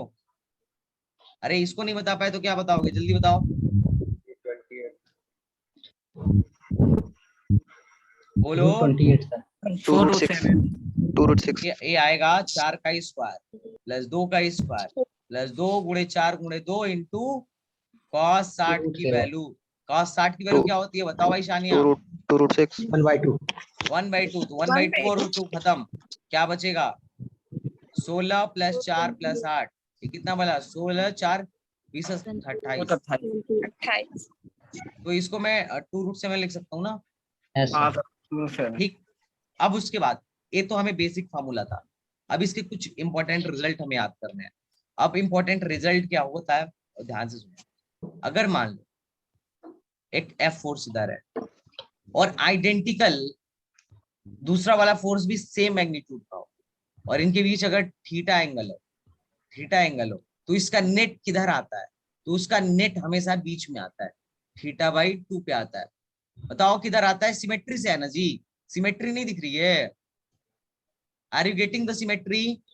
अरे Yes, दोनों, Yes, sir. तो क्योंकि इधर भी फोर्स एफ लग रहा है, उधर भी फोर्स एफ लग रहा है, तो नेट किधर जाएगा? अगर गाड़ी किधर जाएगी, अगर यहाँ पे गाड़ी होती है, किधर खींच रहा है, एक उधर खींच रहा है, तो गाड़ी सेम फोर्स से खींच रहा है, तो गाड़ी बीच में जाएगी, यहाँ से θ/2 एंगल पे जाएगी। तो इससे क्वेश्चन तुमसे पूछा जा रहा है कि नेट फोर्स की वैल्यू क्या होगी? तो नेट फोर्स की वैल्यू बताओ, एफ नेट की वैल्यू क्या होगी बताओ, इसे कैलकुलेट करो, बोलो। F square plus F square plus 2 F cos theta, यही ना? यहाँ से 2f square plus 2f square plus cos theta, √2f common कर लो, 1 प्लस कॉस थीटा बच रहा है। अब 1 प्लस कॉस थीटा को तुम 1 को कैंसिल करो, 1 को कैंसिल करो, कैसे कैंसिल करोगे? 2 cos square θ/2 - 1. यस, इसको लिखेंगे 1 प्लस 2 cos स्क्वायर θ/2 -1, 1 ने 1 को मार दिया, ये √2f इंटू √2 cos थीटा आया। तो ये क्या आया? 2f cos θ/2। ये क्या आया? जल्दी से बताओ, ये रिजल्ट बहुत जरूरी है, आज से मैं याद रखूंगा। बोलो मेरे साथ, बोलो बोलो यार, बोलो मेरे साथ, दोहराओ कि आज से मैं याद रखूंगा कि अगर आज से दो मैं याद आइडेंटिकल फोर्स किसी थीटा एंगल पर हैं, तो उनका नेट जो होगा 2f cos θ/2 होगा। बोलो मेरे साथ, दोहराओ एक बार, सारे लोग दोहराएंगे, बताओ, बोलो भाई, शर्माओ नहीं, एग्जाम क्रैक करना है ना भाई, Yes, तो sir. शर्म किस बात का है? बोलो मेरे साथ कि आज से मैं याद रखूंगा, अगर दो आइडेंटिकल फोर्स थीटा एंगल पे होंगे तो उनका नेट 2f cos θ/2 होगा। 2 होगा. तो तुम बताओ, अगर 4 न्यूटन और 6 न्यूटन 60 डिग्री पे है, तो इनका नेट कितना होगा? सॉरी, दोनों 4 ही न्यूटन, सॉरी, 60 डिग्री पे है, तो इनका नेट कितना होगा? 2 गुणे 4 गुणे cos 30, 4 न्यूटन ही होगा। yes, sir. Yes, sir. Answer कितने लोगों को जी, सर. समझ में आया? ये बहुत बार यूज होगा यार, बहुत बार यूज होगा, समझे? अच्छा एक जी, बात सर. बताओ, अगर मान लो ऐसा हो जाए, सॉरी एक cos 30 की वैल्यू मैंने गलती लिख दी है, ओहो, बताओ यार तुम लोग, √3/2 ना, तो दैट इज 4√3, ये आंसर होगा। अगर मान लो तुम ध्यान से सुनना, 10 न्यूटन का फोर्स था और इधर 10 न्यूटन का फोर्स था, इन दोनों के बीच का एंगल 120 डिग्री है, नेट किधर जाएगा? नेट किधर जाएगा? इनके बीचों बीच से जाएगा। कितने लोग कह रहे हैं हाँ भाई 60 पे जाएगा? कितने लोग कह रहे हैं 60 पे जाएगा? 60 पे जाएगा। और उसकी वैल्यू क्या होगी? नेट की वैल्यू कितनी होगी? 2 गुणे 10 गुणे 10 cos 60। अरे cos 60 में आधा कर देते हैं, एंगल आधा कर देते हैं। देखो यहाँ 30 कर दिया था, cos 60 की वैल्यू क्या होती है? cos शॉर्ट की वैल्यू क्या होती है 10,000 1/2 आंसर क्या है 10 are you getting my point are you getting my point okay अब ये सवाल लगाओ मजा आ जाएगा अगर नहीं मजा आया तो बताना कि अरे संदीप भाई आपने बोला था मजा आएगा लेकिन मुझे मजा नहीं आया सर डी होगा इसका आंसर क्या होगा आंसर डी बहुत बढ़िया आप देखो इस सवाल को कैसे करना चाहिए मेरे दोस्त 3 equal charge Q Q place at the corner of equilateral triangle equilateral triangle को हिंदी में क्या कहते हैं समबाहु त्रिभुज सारी भुजाएं बराबर हो अब सारी भुजाएं बराबर होंगी तो सारे एंगल अलग अलग होंगे कि बराबर होंगे इक्वल होंगे इक्वल होंगे कितने होंगे 60 होंगे 60 आप बोल रहा है क्वेश्चन पढ़ो 3 इक्वल चार्ज है कॉर्नर पे रख दिया बोल रहे किसी एक पे फोर्स निकाल लो मैं बोला अच्छा भाई फोर्स निकालना है तो चलो इस पे मैं फोर्स निकालना चाहता हूँ ये मुझे ज्यादा हैंडसम दिख रहा है ठीक है तो इस पे इसकी वजह से फोर्स निकालोगे तो किधर आएगा डायरेक्शन बोलो इसको मिलाने वाली लाइन के लॉन्ग बाहर की तरफ आएगा क्योंकि धक्का देगा अबे यार बताओ जी भाई सर देखो रिस्पॉन्ड नहीं दोगे मजा नहीं आएगा ठीक है जी सर धक्का देगा और इसके द्वारा इस पे लगे फोर्स लगेगा तो किधर डायरेक्शन होगा इसको मिलाने वाली लाइन के तरफ Along. बाहर की ओर अब बताओ इन दोनों के बीच का एंगल कितना है इन दोनों के बीच का एंगल कितना है 60 अब देखो इसके द्वारा इस पे फोर्स मान लिया एफ लगाया जा रहा है तो इसके द्वारा इस पे भी फोर्स एफ ही लगेगा क्यों लगेगा क्योंकि चार्ज भी सेम है और दूरी भी सेम है अरे फोर्स का फार्मूला क्या होता है के Q1 Q2 by R square जब दोनों के लिए चार्ज भी सेम है और डिस्टेंस भी सेम है तो दोनों एफ ही फोर्स लगाएंगे इनका नेट अब इन दोनों का नेट किधर आएगा बीचों बीच में आएगा कितना आएगा 2f cos बोलो 2f cos 30 अरे 30 ना आधा करते हैं एंगल को तो ये क्या हो गया 2f cos 30 वैल्यू √3/2 अब f निकालना है f की वैल्यू निकाल लो इधर f क्या होगा इसके और इसके बीच में लगने वाला फोर्स ही f है क्या होगा k q square by r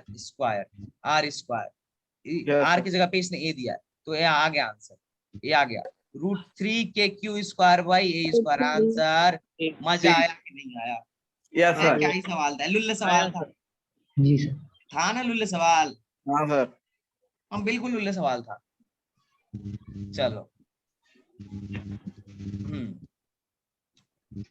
this is one of the good question IT JEE में आया हुआ मैंने डायरेक्ट लेवल थोड़ा कुछ ज्यादा ही बढ़ा दिया है ना चलो लेवल नहीं बढ़ाते चलो थोड़ा सा खेलते हैं ठीक है कौन सा अभी हमको खत्म करने की जल्दी है ना थोड़ा तुम लोग भी कंफर्टेबल हो जाओ फिर हम लोग इसको खत्म करेंगे इलेक्ट्रोस्टैटिक्स जल्दी खत्म करेंगे डोंट वरी देखो यार देखो ज्यादा बच्चे रहेंगे मैं ज्यादा मन से पढ़ाऊंगा कम बच्चे आते हैं फिर सच में किसी भी टीचर का मन जो है ना हिल जाता है पूरा अनअकैडमी पे मस्त बढ़िया सा लगता है उस पे ज्यादा बच्चे आते हैं हाँ अनअकैडमी पे ज्यादा ये प्राइवेट है ना मतलब ये जस्ट ऐप है अपना वाइज वाला इस वजह से लेकिन वहां पे मतलब तुम लोग के पास माइक नहीं होता है क्वेश्चन नहीं कर सकते हैं यस यहाँ पे बोल सकते हाँ चलो इसमें बोलो फटाक से कोई नहीं कल से अनअकैडमी पे ही पढ़ेंगे बट ज्यादा बच्चों को एटलीस्ट तुम शेयर करो कि भाई यहाँ फिजिक्स बहुत अच्छा चल रहा है अगर तुम्हें लग रहा हो मतलब जबरदस्ती नहीं है मैं जबरदस्ती कह रहा हूँ चलो इस क्वेश्चन को सॉल्व करो ABCD ए स्क्वायर है हालांकि मैं बनाया ठीक नहीं हूँ स्क्वायर दिख नहीं रहा होगा पर एज्यूम कर लो स्क्वायर है ना अपन लोग मैथ्स क्या कुछ भी एज्यूम कर सकते हैं तो इस ए पे तुम्हें बताना है नेट फोर्स इस पॉइंट पे नेट फोर्स बताना है बोलो कैसे पता करेंगे अब देखते हैं इस पे कौन कौन फोर्स लगा रहा है तो ये इस पे फोर्स किधर की तरफ लगाएगा ए वाला चार्ज ऊपर अंदर या बाहर ऊपर की तरफ ऊपर ए वाला चार्ज बाहर की तरफ और ए वाला चार्ज इधर ठीक अच्छा मान लो मैं इसके द्वारा इस पे लगाया गया फोर्स F मानता हूँ तो इसके द्वारा इस पे लगाया गया फोर्स मुझे क्या मानना चाहिए सर आ गया हाँ एफ ही मान लेना चाहिए क्यों मान लेना चाहिए क्योंकि F बराबर होता है K Q1 Q2 by R square Q1 Q2 और R इस केस में भी जितनी दूरी यहाँ है उतनी दूरी यहाँ है क्योंकि स्क्वायर है तो ये तो F हो गया अब क्या मैं इसको भी F मान लूं जी तीसरे वाले ना नो ये गलत बात दूरी तो बढ़ गई ना दूरी चेंज हो गई ना भाई अरे दूरी चेंज हो गई ना इसको मानना पड़ेगा F1 ठीक अब मुझे इस 3 वेक्टर को सॉल्व करना है इलेक्ट्रोस्टैटिक्स का काम खत्म, अब वेक्टर का काम शुरू। एक फोर्स F इधर है, एक F इधर है, और इनके बीच में से तीसरा F1 इधर है। तो तीनों को एक साथ जोड़ तो सकते नहीं है, अभी किसी दो को जोड़ते हैं। इन दोनों का नेट बताओ किधर होगा? बीच में होगा, इधर ही होगा। और कितना होगा? जी सर। कितना होगा? 2F F√2। अरे देखो ना, 2F जी सर। cos 45 यही लिखोगे ना, तो 2F cos 45 को 1/√2 लिखोगे तो √2F नहीं आ गया? जी सर। और वैसे भी जो बुद्धि वाला है उसे पता है भैया ये 90 इधर है और 90, ये दोनों 90 डिग्री पे हैं, तो ये क्या होगा? √a² + b²। अरे इनका नेट √a² + b² ही आएगा यार। तो ये जी हो सर। गया F√2। तो अब ये दोनों का नेट लिख दिया, तो इन दोनों फोर्स को हटा लो। अब कौन कौन फोर्स बचा? एक F1 बचा और F√2 बचा। दोनों एक ही डायरेक्शन में है, तो ये तो डायरेक्ट जुड़ जाएंगे। अरे इनके बीच का एंगल 0 है ना, तो डायरेक्टली जोड़ दो। तो F नेट की वैल्यू क्या आई? F + F1 + F√2। अब F की वैल्यू निकालो। F की वैल्यू कूलम्ब्स लॉ की हेल्प से निकालो, तो ये होगा kq² a²। Fa की वैल्यू निकालो। Fa की वैल्यू निकालने से पहले हमें डिस्टेंस पता होनी चाहिए। अगर ये डिस्टेंस a है और ये वाली डिस्टेंस b a है, तो ये कण कितना होगा? ये कण कितना होगा? a√2 होगा ना जी। Yes sir. बस बस, बहुत बढ़िया। अब a√2 ये डिस्टेंस पता चल गया, तो F1 की वैल्यू कैसे निकलेगी? F1 बराबर होगा kq × q, तो ku² हो गया अपन a√2 का स्क्वायर। वैल्यू पुट करो यहाँ, दैट इज k² a√2 का whole square + kq² a², that's answer. हो गया? मजा आया? Yes sir. Yes sir. नहीं आया? आगे। One question for you. एक क्वेश्चन मैं तुम्हारे लिए दूं, मुझे देना चाहिए तुम्हें सवाल कि नहीं देना चाहिए, बताओ। दे दो सर। चलो यहाँ पे ना -q कर लो, AQ और AQ। अब बताओ, नहीं इसको भी -q कर लो, ये दोनों -q है दो, और बाकी के दोनों +q। Can you solve? You have to know the concept, ठीक है?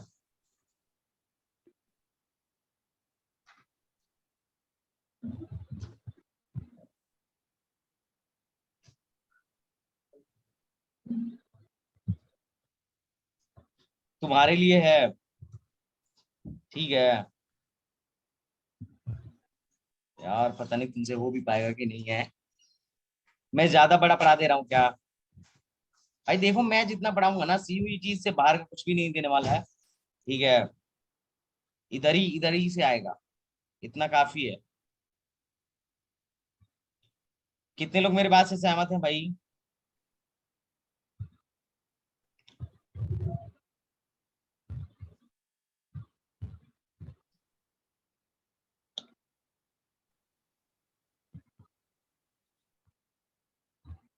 सर कौन से पॉइंट पे निकालना है?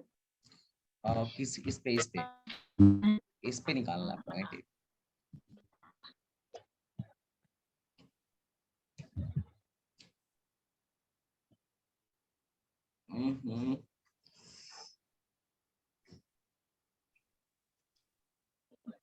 आ गया सर। कितना है मैम, बताओ? सर 0। 0, ओके, बहुत बढ़िया। इसके मैं करूं, और किसी का आया?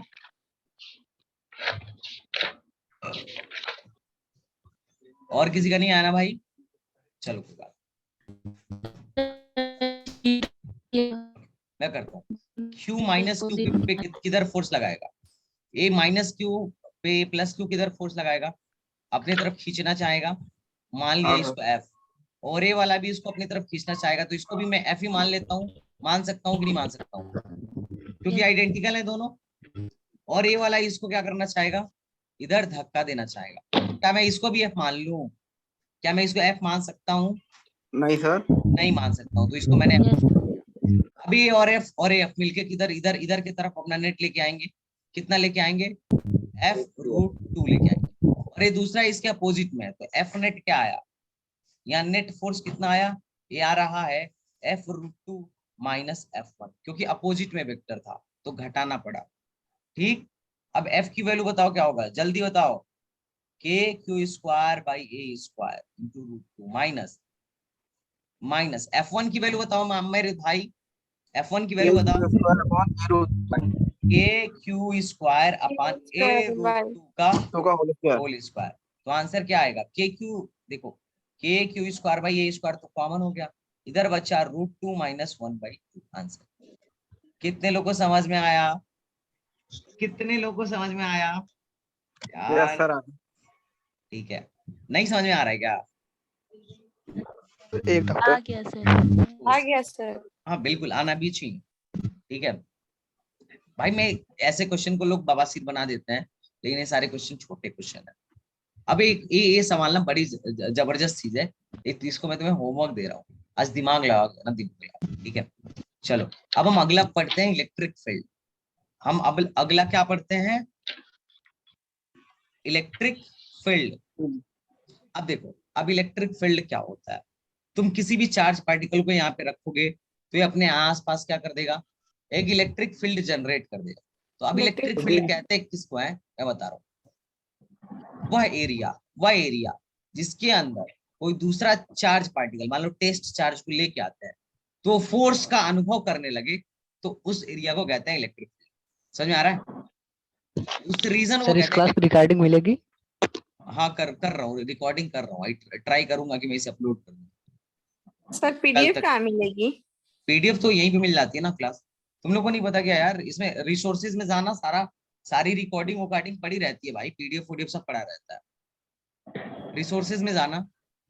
ठीक। वाइज ऐप इसीलिए तुम ही लोग के लिए भाई, ये इस ऐप में क्लासरूम तुम ही लोग के लिए बनाया हो, ताकि तुम्हें रिकॉर्डिंग भी याद मिल जाए, अगर कभी रिकॉर्डिंग छूट जाए तो पीडीएफ भी मिल जाए, सारी रिकॉर्डिंग चीजें अच्छी मिल जाए, ठीक है।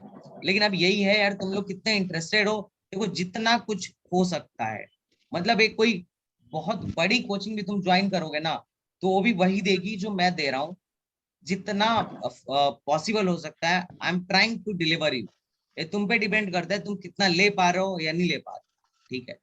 रिकॉर्डिंग पीडीएफ सब कुछ मैं ट्राई कर रहा हूँ यहाँ पे दे दूं। सर मैथ भी जल्द ही स्टार्ट कीजिएगा। भाई बच्चे तो 12 हैं, देखो यस सर। 12 से 14 बच्चे हैं, आधा हिम्मत तो इधर ही खत्म हो जाता है। जब यहाँ पे ऑफलाइन पढ़ाता था तो मेरी क्लास में यार दूसरे बैच के बच्चे आ जाते थे पढ़ने के लिए, मतलब ऐसा था कि सीट नहीं बचती थी, इतना ज्यादा भीड़ हो जाता था। और यहाँ पे ऑनलाइन में यार 10-12 बच्चे आ रहे हैं पढ़ने, काफी ज्यादा अजीब लगता है, पर कोई बात नहीं। मैं खुद को ट्राई करता हूँ मोटिवेटेड करके रखूं, कभी तो लोग पसंद करेंगे, आज नहीं तो कल अगर अच्छा पढ़ाऊंगा तो कोई तो होगा जो मुझे पसंद करे। ओके तो चलो, कोई बात। सर साउंड कट रहा है। ओ ओके ओके, कभी कभी ऐसा होता है। सुनो तो ध्यान से सुनो, इलेक्ट्रिक फील्ड क्या होता है, किसी भी चार्ज पार्टिकल के चारों तरफ का वो रीजन होता है जिसके अंदर अगर कोई और चार्ज पार्टिकल घुसेगा तो उस पर क्या लगने लगेगा, फोर्स लगने लगेगा। समझ में आ रहा है? जैसे एक मान लो, अगर चुंबक से समझो, अगर मान लो यहाँ कोई चुंबक है, तो चुंबक के चारों तरफ एक मैग्नेटिक फील्ड होगा। अब मैग्नेटिक फील्ड क्या है, इसके चारों तरफ का वो एरिया, वो रीजन जहाँ पे किसी और आयरन को लेके आओगे तो उस पर फोर्स का अनुभव करने लगेगा, तो उसको कहते हैं यहाँ पे मैग्नेटिक फील्ड है। समझ में आ रहा है? अरे अगर इसके बाहर कोई चार्ज है तो उसमें फोर्स नहीं लगेगा, इसके बाहर कोई चार्ज है तो उसमें फोर्स नहीं लगेगा, लेकिन जैसे वो इसके एरिया में आएगा, वो उसके एरिया के अंदर आएगा, तो उसपे फोर्स लगने लगेगा। That's electric field. समझ में आ रहा है? समझ में आ रहा है? यस सर आ रहा है। ओके तो अब तुमसे पूछा जाएगा कि इलेक्ट्रिक फील्ड की इंटेंसिटी क्या है, तो कितना, कहाँ पे ज्यादा फोर्स लगेगा, कहाँ पे कम फोर्स लगेगा, ये डिसाइड करेगी इंटेंसिटी। जहां पे इलेक्ट्रिक फील्ड ज्यादा पावरफुल होगा वहां पे फोर्स दूसरे चार्ज पे क्या लगेगा, ज्यादा लगेगा। अब ज्यादा पावरफुल होने का मतलब वहां पे फील्ड की इंटेंसिटी ज्यादा है। समझ में आ रहा है? तो अब Yes, sir. हमें आगे पूरे 2 दिन इलेक्ट्रिक फील्ड इंटेंसिटी निकालना सीखना है। अब इलेक्ट्रिक फील्ड इंटेंसिटी निकालते कैसे हैं, उसके लिए क्या करते हैं, कोई चार्ज पार्टिकल है, इसके चारों तरफ क्या है, इसके चारों तरफ क्या है बताओ, इलेक्ट्रिक फील्ड है। अब इसके फील्ड में अगर कोई दूसरा नया चार्ज पार्टिकल, टेस्ट पार्टिकल आता है, तो इस पे एक फोर्स लगने लगता है, इस पे एक फोर्स लगने लगता है। समझ में आ रहा है? अब इस फोर्स को हम कैलकुलेट कर लेते हैं, और अगर चार्ज पार्टिकल यूनिट चार्ज हो तो जो फोर्स लगता है वो मैग्नेटिक फील्ड के बराबर होता है। समझ में आ रहा है? Electric field. Sorry, electric field के बराबर होता है। अभी एक्चुअली मैग्नेटिज्म पढ़ा रहा था ना, दैट्स व्हाई निकल रहा है। देखो, किसी यूनिट चार्ज पार्टिकल, कोई यूनिट चार्ज पार्टिकल जब भी किसी इलेक्ट्रिक फील्ड के अंदर इंटर करता है तो उस पे लगने वाला फोर्स उस पॉइंट पे इलेक्ट्रिक फील्ड इंटेंसिटी के बराबर होता है। अगर तुम ही सोचो क्यू नॉट की वैल्यू 1 कूलम हो तो वेक्टर ही वेक्टर एफ के बराबर हो जाएगा कि नहीं हो जाएगा? तो यूनिट चार्ज पार्टिकल पे लगने वाला फोर्स उस पॉइंट पे इलेक्ट्रिक फील्ड इंटेंसिटी को बताता है। अब चूंकि वेक्टर एफ कैसा क्वांटिटी है बताओ, फोर्स कैसा क्वांटिटी है? वेक्टर, और वेक्टर क्वांटिटी है फोर्स, तो इसीलिए इलेक्ट्रिक फील्ड भी वेक्टर क्वांटिटी होगी, क्योंकि किसी भी वेक्टर क्वांटिटी में स्केलर क्वांटिटी से गुणा भाग करने में वो वेक्टर चेंज नहीं होता है, वो वेक्टर ही रहता है। तो क्यू नॉट तो एक स्केलर क्वांटिटी, एक नंबर है, उसे भाग देने पे ऐसा नहीं है कि ये चीज स्केलर बन जाएगी। Are you getting my point? अब चूंकि इलेक्ट्रिक फील्ड एक वेक्टर क्वांटिटी है तो उसका डायरेक्शन भी होगा कि नहीं होगा? होगा सर। उसका डायरेक्शन वही होगा जो फोर्स का होगा। फोर्स का डायरेक्शन और इलेक्ट्रिक फील्ड का डायरेक्शन सेम होगा। समझे? यस सर समझे। कुछ बूझे Yes, कि नहीं sir. बूझे? ओके, तो अब आज लग रहा है इसका टाइम हो गया तुम लोग का, है ना? अब देखो आज क्या है, अब हमने आज ज्यादा पढ़ा नहीं, लेकिन कल से हम इलेक्ट्रिक फील्ड इंटेंसिटी पढ़ेंगे, ठीक है? समझ में आ रहा है? और इसके लिए मैं भी तुम्हें होमवर्क ग्रुप में भेज दूँ। टाइम क्या रहेगा? क्या कह रहे हो? टाइम क्या रहेगा कल का? कल का टाइम यार देखो, मैं ट्राई करूंगा कि 6:30 तक, 6 बजे या 6:30 तक 6:30 पे रखूँ। और अनअकैडमी पे अभी मैं शेड्यूल कर दे रहा हूँ, ठीक है? मैं अनअकैडमी पे इसको शेड्यूल कर दे रहा हूँ, और इस नोट्स को मैं डाल दूं, अभी डाल दूं। डाल दिए सर। ओके, तुम लोग यार कह रहे थे कि तुम लोग को नहीं दिखता है, मतलब क्या कह रहे हैं कि तुम लोग को ये मेरी स्क्रीन दिख रही है अभी? ये बताओ, दिख रही है? Yes sir. ये वाइज वाला ये वाइज ऐप दिख रहा है तुम्हें? Wise app? No sir, wait, PDF दिख रहा है। अभी दिखेगा। ये दिख रहा है? वाइज दिख रहा है? जी सर। यहाँ पे हाँ, जब डिस्कशन में तुम जाओगे ना, डिस्कशन में तुम्हें यहाँ पे ना अपडेट करता रहता हूँ कि कब क्लास है कब क्लास नहीं है, ठीक है? और दूसरा, रिसोर्सेज में जाना, सारा जितना क्लास होता है लाइव रिकॉर्डिंग तुम्हें यहाँ मिल जाएगी। देखो पहले से कुछ है भी, दिख रहा है? सर 18 कल क्लास नहीं लिए थे आप? नहीं, कल क्लास नहीं लिया था। और स्टडी मटेरियल मैं यहाँ डाल दूंगा, और नन नोट्स और मेरी प्रोफाइल यहाँ पे है, अनअकैडमी की मेरी प्रोफाइल यहाँ पे है, ठीक है? और बाकी मैं नोट्स यहाँ पे आज इसका डाल देता हूँ, बाकी आगे के नोट्स तुम्हें अनअकैडमी से ही मिलते रहेंगे, ठीक है? सर इसमें रिकॉर्ड स्पीड वगैरह मेंटेन नहीं करनी पाती, ये दिक्कत है। अच्छा नहीं, मैं अब ऐसा नहीं डालूंगा, अब मैं ऐसा डालूंगा कि स्पीड वगैरह मेंटेन हो जाए, ठीक है? ठीक है सर। चलो ठीक है, मिलते हैं नेक्स्ट वीडियो में। Bye bye. कैसा लगा क्लास तुम लोग को गाइस? सर बताओ बढ़िया सर। कौन कौन भाई डेली प्रण लेता है कि सर मैं डेली क्लास करूंगा, जब तक मैं लेता हूँ।